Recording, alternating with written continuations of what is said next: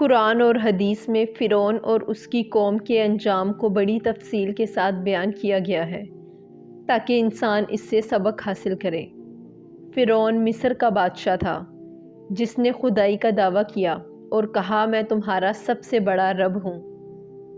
فرعون نے حضرت موسیٰ علیہ السلام اور بنی اسرائیل پر ظلم کیا، ان کے بیٹوں کو قتل کرواتا اور بیٹیوں کو زندہ چھوڑ دیتا۔ اس کا غرور اور تکبر اتنا بڑھ گیا کہ اللہ تعالیٰ کی قدرت کو چیلنج کرنے لگا۔ اللہ تعالیٰ نے حضرت موسیٰ علیہ السلام کو معجزات کے ساتھ فرعون کے دربار میں بھیجا۔ عصا کا سانپ بن جانا اور دیگر نشانیوں کے باوجود فرعون نے انکار کیا۔ وہ کہتا تھا میں تمہارے لیے اپنے سوا کسی معبود کو نہیں جانتا۔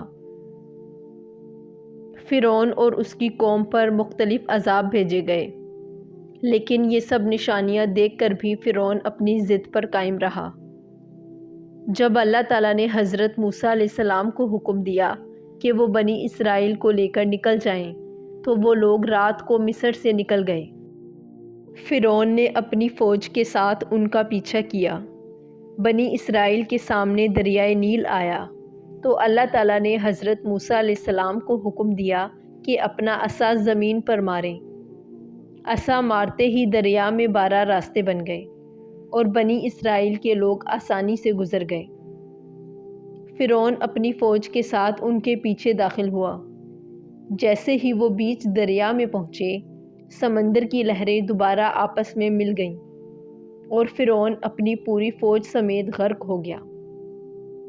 ڈوبتے وقت فرعون نے کہا میں ایمان لایا کہ بنی اسرائیل کے معبود کے سوا کوئی معبود نہیں اور میں بھی مسلمانوں میں سے ہوں۔ لیکن اللہ تعالیٰ نے فرمایا اب ایمان لاتا ہے، حالانکہ پہلے انکار کرتا رہا اور فساد مچاتا رہا۔ یوں اس کا ایمان قبول نہ کیا گیا۔